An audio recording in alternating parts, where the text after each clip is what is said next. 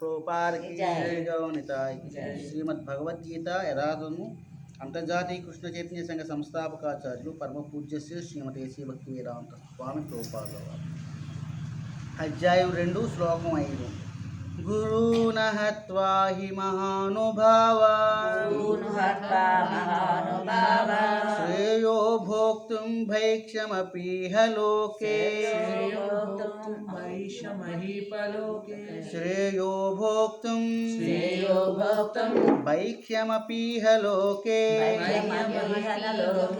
హత్వార్థ కామాంసు గురూనిహైవ భుంజీయ భోగాన్ రుధిర ప్రదిగ్ధాన్. నా గురువులైన మహాత్ముల ప్రాణములను పణంగా పెట్టి జీవించుట కంటేను ఈ లోకమున భిక్షమెత్తి జీవించుట ఉత్తమము. ఏమంటే అర్జునుడు చెప్తున్నాడు, ఆయన యొక్క గురువులు ఎవరైతే ఉన్నారో వారు మహాత్ములుగా పరిగణించబడుతున్నారు అన్నమాట.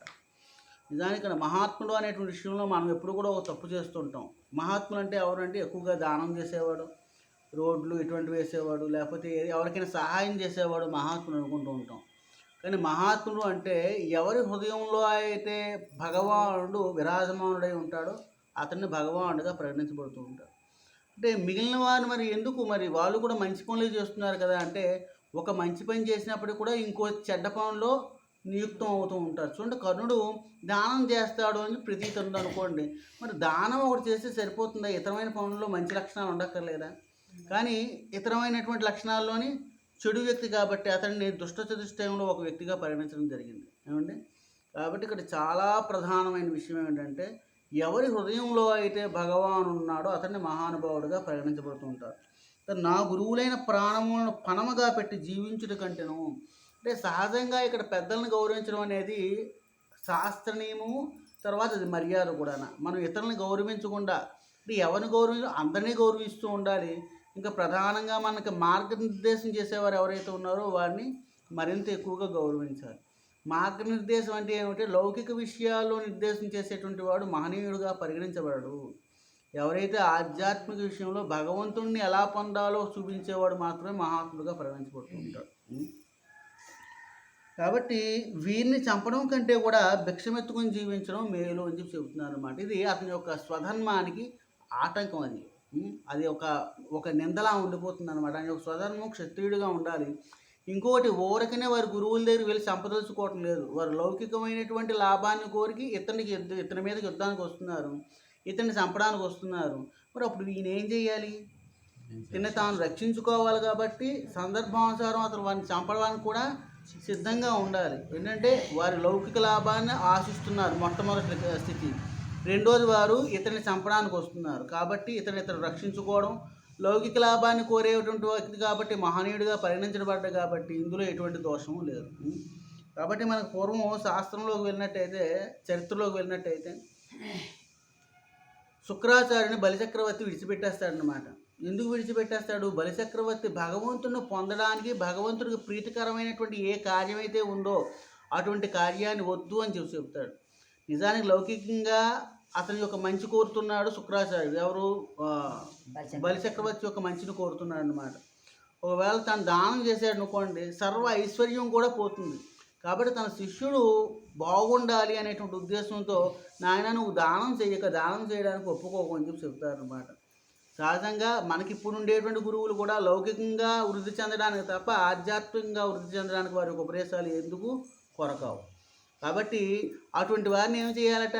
పరిత్యజించాలట, విడిచిపెట్టేసేయాలి. వెంటనే గురువును వదలకూడదు, కానీ ఇటువంటి గురువుని ఖచ్చితంగా వదిలేసేయాలన్నమాట. కాబట్టి బలిచక్రవర్తి, నువ్వు నాకు అక్కర్లేదు, నీ ఆజ్ఞలు నేను పాటించను అని చెప్పేసి భగవానుడికి అంతా ధారాదత్తం చేస్తాడన్నమాట.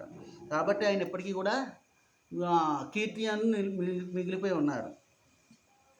ప్రాపంచిక లాభమును కోరుతున్నప్పటికీ వారందరూ పెద్దలే. చూసారు, ఇక్కడ చాలా ప్రధానమైన విషయం ఏంటంటే, ప్రాపంచిక లాభం పొందుతున్నప్పటికీ వారందరూ పెద్దలే. అంటే ప్రాపంచిక లాభాన్ని కోరేవారు తక్కువ వారిగా పరిగణిస్తున్నాడు అర్జునుడు కూడా.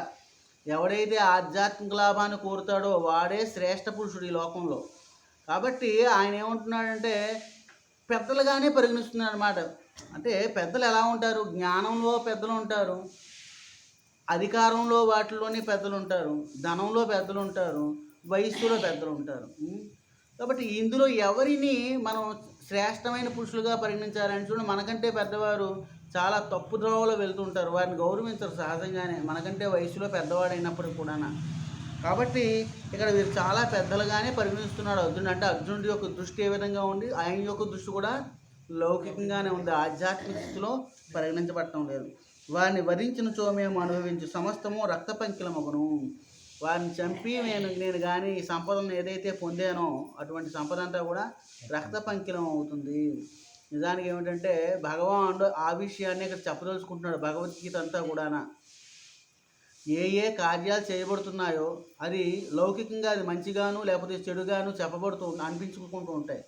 కానీ అది భగవంతుని కోసం చేయబడితే అవన్నీ కూడా శ్రేష్టంగానే పరిగణించబడుతూ ఉంటాయి అన్నమాట, చాలా గొప్పగా.